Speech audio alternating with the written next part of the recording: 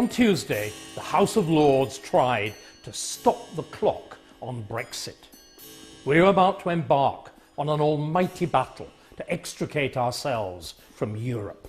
The last thing we want is a bunch of truculent peers breaking ranks before we've even begun.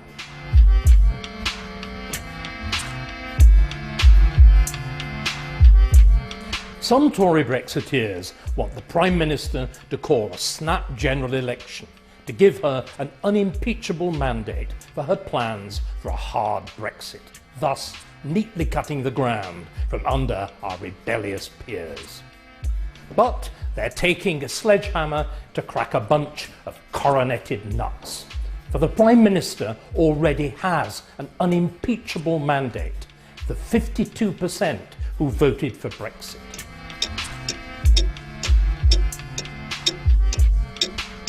And she should use this mandate to threaten, and if need be, to carry out a mass creation of peers who are committed to an orderly progress to Brexit. But the Prime Minister shouldn't stop at Article 50 and Brexit. The new peers should also be committed to the long overdue reform of the bloated, anachronistic, expensive and increasingly indefensible upper house.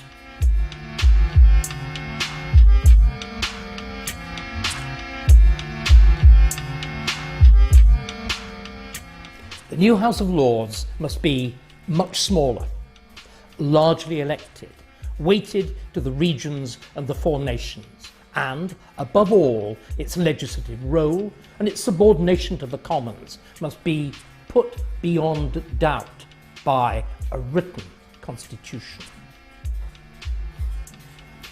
For our much vaunted unwritten constitution is now, as the antics of the judges and the peers demonstrate, a source of major instability in this time of national crisis.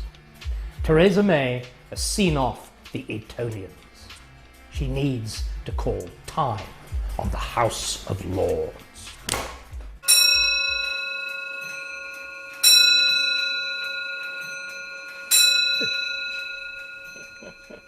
And thanks to Howard Walwyn Fine Antique Clocks for the use of their beautiful Kensington Church Street showroom. David Starkey joins us now. David, welcome to the programme. Thank you, Andrew. Michael, let me start with you. It's 2017. Why is our second chamber still unelected, still partly hereditary, and still called the Lords?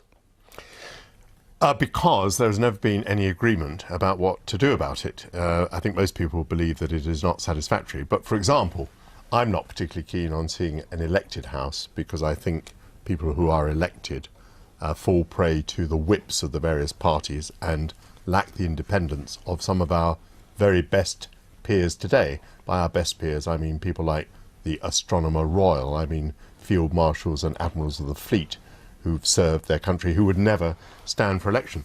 So it has been the lack of agreement on what to do about this that has brought about the present situation.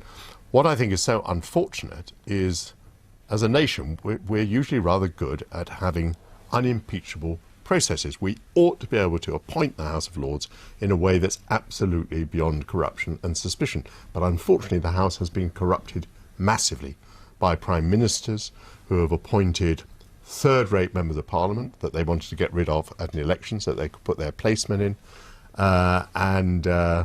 and of course putting in people who've paid lots of money into their parties.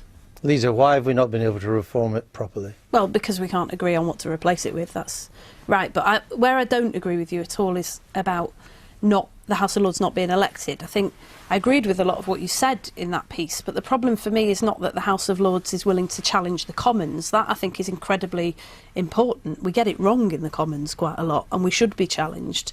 The problem is that they have no basis to do it at the moment, and the only way... No democratic legitimacy. Is to elect them. Tell Michael why he should be elected, or at least partly elected. Lisa's made the point. We are in a democracy. Not that you would know it, by the way, from the verdict of the Supreme Court. I mean, this again is the problem. We are so unclear what the source of sovereignty is. We prattle about the idea of parliamentary sovereignty. You'll love this, Andrew. Do you know who invents parliamentary sovereignty? Michael probably will. Henry VIII. Henry VIII invents the concept of an independent national parliament distinct from any other form of authority. That's the Pope. And there's only one sovereign in parliament. Again, Michael will tell us, the enacting clause of an act of parliament, be it therefore enacted by the Queen's most excellent majesty. Only the Queen is sovereign in Parliament. The Commons and the Lords merely assent to it. Now, this, in other words, we have a total pantomime. I'm sorry, our Constitution has become a pantomime. It's a Gilbert and Sullivan pantomime that doesn't recognise democracy, doesn't look at the role of a sovereign people, is totally incompatible with a functioning 20th century democracy. But politicians have found it very convenient. I mean, I don't know if you've seen the BBC documentary, Meet the Lords. In most countries, when politicians' careers are over, they're over. You know, as Barack Obama's career is over. Bill Clinton's career is over. Just begun, I think. When Angela Merkel steps down, her career will be over. But in this country, they get a second chance. I mean, you saw all these faces. Half of them I thought were dead. And they're in the House of Lords. They are. And it suits them. It's the way of the political establishment providing a lovely retirement home that keeps their importance and gives them 300 quid a day as well. Yeah, there's a lot in what you say, although, you know, another way of putting that would be to say that you have a house, and, you know, the various forms of this have appeared in history, where elder statesmen go, that you have the value of all this experience. Most of them are failed politicians. No, some of them are failed politicians, and some of them were very successful politicians. I mean, unless you take the view that all careers end in tears, that's true. Well, but you know, you can't say Heseltine or Lawson or Lamont were failed politicians. Well, I maybe give you 2 out of the 3. In their day, they were very successful politicians. There are a lot of people who should never have been put there in the first place. That's true. And of course, no one can be truly happy with a House of Lords that doesn't contain either David Starkey or Michael Portellet. Oh my God. Well, that is self-evidently the case. But Michael, all this is fine and dandy, and there are very good reasons for it. But what happens when, in a major issue like this, the Lords start stepping out of line in a very serious fashion?